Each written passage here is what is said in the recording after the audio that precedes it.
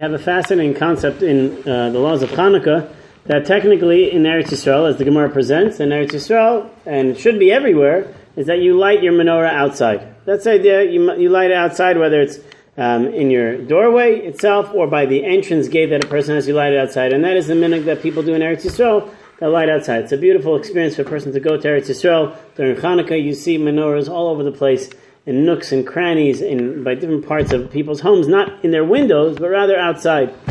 The Gemara goes on to say that during Shas Hashmad, that during times of oppression, we light it on our tables on the inside of our house, and that should be enough. And that's enough. So the question is, what happens nowadays? What happens after you're no longer in a time of destruction, a time of attacks from other nations? So where are you supposed to light? So the classic minhag is that in Israel, you light outside, and outside of Israel, you light by a window in your house. So a window in your house is not actually outside, and it's not in the table in the middle of your house. So it's this duality that we have when it comes to lighting that we do in both places. The question is not necessarily where does that come from, but even if you want to light outside, so here in the Sefer of Shmuel Kamenetsky, he says that Kayom b'chutz la'aretz, outside of Israel, Shadarm bein hagayim, where we live amongst other nations, Nogin shelo lahadlik ner chutz habayis, we do not. Our minhag is to specifically not light outside. Ela madlikim b'fnim habayis b'chalon. Rather, we light by a window that faces outside. Ve'ein l'shanas, you should not change that minhag. This is what he says. Even though some people, they like to go to Israel, they'll buy a menorah box, they'll light outside, they want to be able to fulfill it. So he writes, you should light inside. I'm not saying you should or shouldn't, but this is what he's writing over here. The question is, why? We're not in a time of shmad, we're not in a time of attacks, bli ayin hara, so then we should be able to light outside. So there are some mefarshim that explain the idea is that once the time of shmad was initiated, which means once that concept said that the Jewish people are no longer in their state of pure power, such as during times of the Batei Mikdash, the times of the temples, therefore we are now on a lower level. Once destruction comes, we're on a lower level, and therefore we're in a continuous state outside of Eretz Yisrael, which has its own level of Kedusha. We're in a continuous state of living amongst the non-Jews, therefore we should light inside. So a couple of thoughts on this idea. One is, we don't just light inside. We light inside by a window facing outside. We discuss halachically how you do it, but ideally a window that's natural for you, that you would be able to see for yourself and for other people outside to be able to see. Who are you lighting for outside? You're lighting for other Jews to be able to see it outside. We said that if you're living in a high-rise apartment and you have to light the menorah by your window, but if you're lighting by that window and there's no other building across from you, so then it doesn't help you to really light by that window, because no one else is going to see it. Better for you to light in the middle of your house or apartment. This way you'll be able to have a greater experience for that. So who are we lighting for? One, we're lighting for ourselves, and two, we're lighting for people outside. Those are two aspects as to why we're actually lighting our menorah. Again, for the people inside the home, people outside the home. That's why I mentioned in the past, we have a menorah that's a kotel menorah. So it's a wall that's made out of like Jerusalem stone, and then there are little flasks in front of it.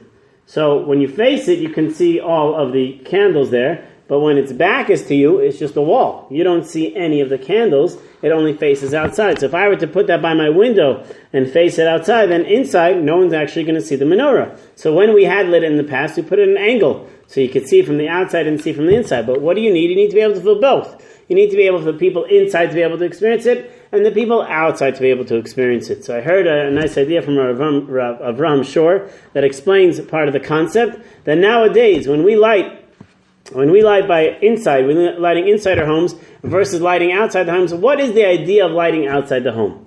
So it used to be that when a person lit their menorah, so in their home was a holy place. There was nothing of outside influence that existed. They were totally focused entirely on their internal growth as a family. They didn't have other types of technology or other things that actually infiltrated their homes. So where do you put your menorah? You put it by the Pesach HaBayit. You put it by the doorway as a protection for you. And that's why the Gemara says if there's a mezuzah, then you put a mezuzah on one side, menorah on the other side, that it should be a form of protection for you. So the menorah is being lit in order to create a protection from the outside influences. You put it outside your door.